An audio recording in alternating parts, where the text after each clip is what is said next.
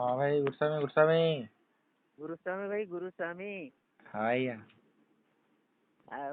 आमे मने कलु सेति कॉल कलु का करे हमर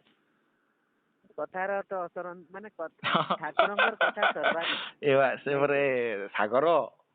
ଜ୍ଞାନର ସାଗର ସେ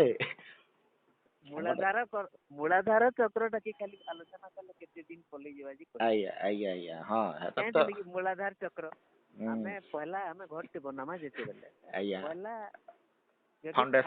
फाउंडेशन टा जो स्ट्रांग नहीं नबले का करे बहुत करते दुईतला बिल्डिंग से न स्टैंड हवा बेस हेले से भाई तो चाहू दिले ना हेले ताकू फिर अनले कॉल रे आमे फिर फाउंडेशन ई कथाटा आमे कहू ताकू भी कहले हमर काना हवा से भी ताकर परीक्षा निरीक्षा करबी कथा वस्तु टके आज्ञा आज्ञा रों त हमें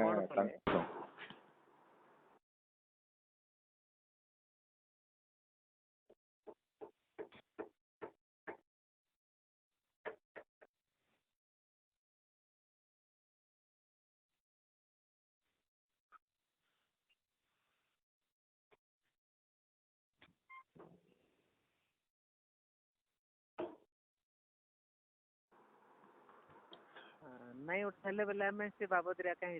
आलोचना करमा से तक जिज्ञासा नेकरे हमें प्रश्न आसीथिला हां से भाई जे तो प्रश्न करछन से भाई को नहीं करे हमें आलोचना करमा हां से कहतिले गुटे प्रश्नटे तार बाबद रे की पचरा गला से श्रवण करले तार बाबद रे पचारले तार उत्तर हां એટલે हमर सकाले में चिंता करथला कारण हमर शाखा विषय એટલે शाखा विषय तो ज्ञान मंदिर लगी प्रभु आसीथिले ना आज्ञा आज्ञा आमे जेतले पूजा हेन करूथलु हमर भितरे भी चिंता होतला ज्ञान मंदिर माने गोटे स्कूल हवा स्कूल बेले खाना चरम पाठ हवा बेस चरम पाठ अन्य किछि नुहे योग अभ्यास है हां योग अभ्यास हवा 49 नंबर 50 नंबर चरम रो ता होचे तार माने मुख्य उद्देश्य आज्ञा आज्ञा तापर गुप्त रे जेतकी चरम अछि ठाकुर तिले तो लिखितिते ना ठाकुर तो तिले लिखितिते कि हां जे तो ठाकुर नहीं न गुप्त चरम के यदि हमें पार्टी से कहि देले कहबे भाई ता कहउछन इटा गुटे केते लोग कहले कमलपुर रे बहुत माने बाहरी गले दर्शन जे हां एटा थटारे तामसा करी गुटे कहै छै हां थटारे जा भी हो जे जहाँ भी भक्त के जेंटा भी हमें जेते भी जेंटा भी श्रवण करमा हां और जहाँ भी कहमा सेटा प्रभुंकर बाणी है आ प्रभु सेटा निश्चित दर्शन जोगी सब कथा संबलपुर अछन किछ असुविधा नहीं सत्य है तापरे ठाकुरंकर मूल्य मुख्य उद्देश्य 49-50 रो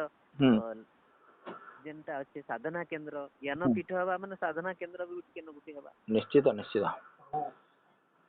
आउ एबे तो हमर हृदय रे ठाकुरंकर किछि तीन बाणी नै न जेंटा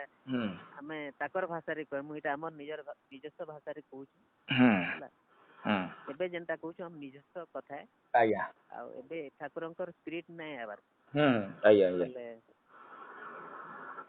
जेंटा कहमा हम भाई हमर व्यक्तित्व भावना नेगिरी हम चिंता हां बेले जेहेतु हम दुर्गी अछु संघ शरणम गच्छामि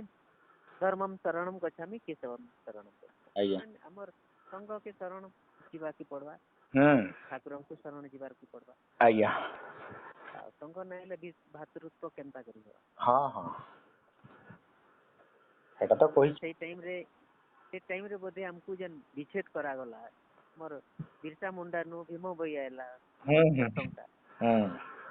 केते बेले ठीक चलुतला कुशो भाई आसुतिले मन केते कथा हमको शिक्षा दउतले जेंटा कि हम सिखी कर किछिटा ज्ञान अर्जन करी आज्ञा आउ जदी से ट्रेनिंग ता नहीं हिती तब तो हम एतकी पाट के नहीं आसी आज्ञा जदी कुशो भाई नहीं हिती हम काना साधना माने किछिटा जानला परे जिज्ञासा हला कि साधनाटा से कुशो भाई को जेतु हमर तत्व आचार्य तांको ये कले उपाधि रे घोषित करछंती ତାହେଲେ ତାଙ୍କ ମାଧ୍ୟମରେ ତ କିଛି ତ କାମ କରେଇବା ପାଇଁ ତ ସେ ତାଙ୍କୁ ପଦବୀ ଦେଲେ ନା ନାଇଁ? ହଁ ପୁରା ହଁ ତାହେଲେ ସେ ତାର ଆମେ ମାନ୍ୟତା ଦବା ତାଙ୍କୁ। ନିଶ୍ଚିତ। ହୁଁ ଯେ ହେଲେ କୁଶ ଭାଇ ହଉଛନ୍ ଆମର ମୂଳାଧାର ଚକ୍ର। ଆଜ୍ଞା ଆଜ୍ଞା ଆଜ୍ଞା ତେଣୁ ଶିକ୍ଷାଟା ମିଲି ଆଜ୍ଞା ଆଜ୍ଞା ସତ କଥା। ତାପରେ ମୂଳାଧାର ଚକ୍ର ଆମେ ଯେତେବେଳେ ସେ ସାଷ୍ଟାଙ୍ଗ ପ୍ରଣାମରେ ଆମର ନିଜସ୍ୱ ଅନୁଭବ ନାଇଁ କହିବୁ ହୁଁ କହିଛୁ ଥରେ ଦୁଇଥର କହିଥିଲି ହଁ ହଁ କହିଛନ୍ ଯେତେବେଳେ ସେ କହିଲେ ଆମେ ଯେନ୍ ମୋବାଇଲରେ ସବୁ ହ୍ୟାଙ୍ଗ ହେଇଯାଉଛି କି କେତେଟା ହଁ ତ ଆମେ ଷ୍ଟୋର ହେଲା ପରେ ଆମର ପାପ ରାଶି ଗୁଡାକ ଷ୍ଟୋର ହେଇଯାଉଛି ଯେନ୍ଟା କି ଆମେ ପଛେ ଭୋଗ କରବା ନିଶ୍ଚିତ ନିଶ୍ଚିତ ଏଟା ତ ତାକେ କହିଛ। ଆମେ ଡିଲେଟ କରିବାକୁ ପଡବ ହଁ ସେ ମୁଦ୍ରାରେ ଆମେ ପ୍ରଣାମ କଲା ହେତି ଲାଗି ପରେ ଆମକୁ ଇଏ ଅର୍ଘ୍ୟ ଅଞ୍ଜଳି ଉପରେ ଦେବାର ଲାଗି କହିଲେ ହେଟା ମାସକ ଥରେ ନିଜ ଅର୍ଘ୍ୟ ବାରିରେ ପ୍ରିୟମାନ ଟା କାଟବାର ଲାଗି। ଆଉ ତାପରେ ସେ ମାନେ ସାଷ୍ଟାଙ୍ଗ ପ୍ରଣାମ ଦ୍ୱାରା ଆମର ଜ୍ୟୋତି ଦର୍ଶନ ହେବା ମାନେ ତୃତୀୟ ନେତ୍ର ଖୋଲବାର ବିଧାନ ବି ପଚାରିଲେ। ତାପରେ ଆମେ ଯେତେବେଳେ କଲୁ 3 ମାସ କଲା ପରେ ଆମର ଦର୍ଶନ ଠାକୁରଙ୍କୁ ଚନ୍ଦ୍ରରେ ହେଇଛି। ଆଜ୍ଞା ଆଜ୍ଞା ତାପରେ ଯେତେବେଳେ ସେମିତି ଯାଇଛୁ ସେ କଥା କହିছে ତାଙ୍କର ପାଖରେ ହଁ ହଁ କହିଛନ୍ ମଝି ମଝିରେ ଯାଉନା ଗୁରୁଙ୍କ ଶିଷ୍ୟ ଯେତେବେଳେ ଆଜିକାଲି କଲାବେଳେ ସବୁ ପଚରା ଉଚରା ଚାଲିଥିଲା। ହଁ ତାଙ୍କ ଏ ପ୍ରତ୍ୟକ୍ଷ ଗୁରୁଙ୍କର ତତ୍ତ୍ୱାଧୀନତାରେ ସାଧନା କରାଯାଏ ନା ଆଉ।